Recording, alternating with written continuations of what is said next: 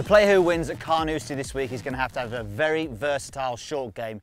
They're going to have to play low shots, high shots, bump and runs, the whole mix. So Andy, what we're going to do, we're going to go through two of the main shots. So we've got the low one, the bump and run shot, and then we're going to play a lofted shot. So why is it a good idea to play the golf ball low on a links course, but also on other courses? Well, look, if we can get the golf ball on the green as quick as we can, we know what it's going to do. So it's almost like really treating a chip similar to a putt. As soon as we get it on the green, we can sort of read the break and get it rolling towards the hole. Okay. It's a lot safer doing like that. A lot safer, a lot more consistent. We can land the golf ball closer to us, which makes it a bit easier as well. Yeah. And you could often, the guys in the tournament will be putting, won't they, from here? So, okay, so what sort of things are we looking at in the setup and the technique to play this shot? Okay, as far as setup goes then, so from here it's all about control. So we're going to actually move in a little closer to the golf ball and rise up the handle like so. So this is going to help us just get a bit more control, really. It's get us closer to the golf ball, standing a little taller.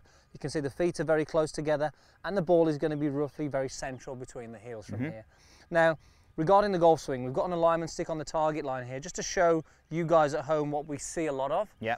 And what we see the majority of players do, make the mistake of swinging the golf club down the target line like so. Now the problem with this is it actually adds loft to the golf ball, so we get that high launch, which we don't want on this shot, but also we get a lot of contact issues. Hitting before the ball. Exactly, ground first, or even that horrible thin that goes straight through the back of the green. So what we actually want to see from this is a club that moves in from the target line on the way through. This gets a better loft to impact, it gets a better strike, it gets the golf ball lower and then rolling towards the golf ball. It really gets the upper body working over the lower body and keeps the ball low. And this is a mistake that a lot of golfers make. Yeah. So we've got to make sure the club works in from the target line, even when the golf ball is going straight. Come on then, let's see you do it. And you're absolutely right with the setup as well. You know, you've got to get into this new position, this more upright, closer to the golf ball position to get that strike clean as well.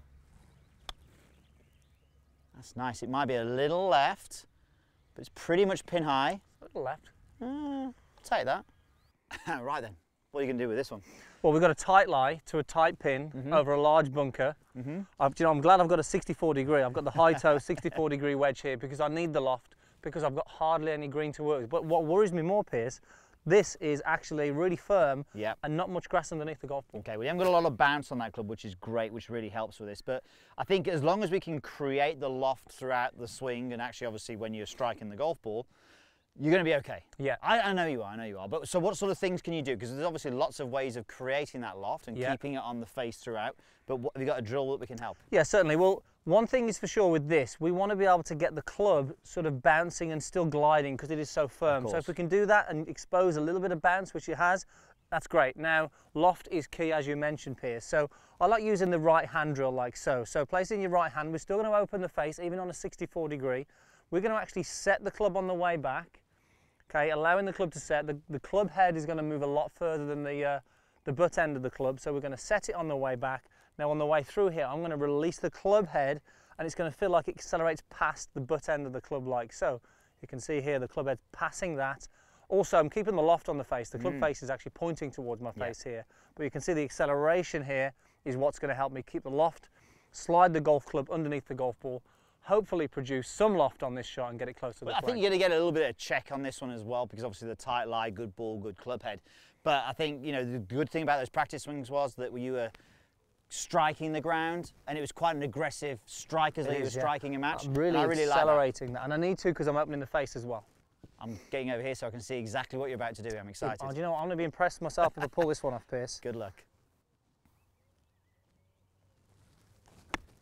Oh, brilliant. Oh, it's almost too good. It's going to roll down a little bit. Too much loft, but okay, for you to actually keep that short from there is pretty special, but that was really well played. Took the ground, lots of loft, and it stopped pretty quickly. Oh yeah? Should we do another go? No, I'll go to that one. Pretty good.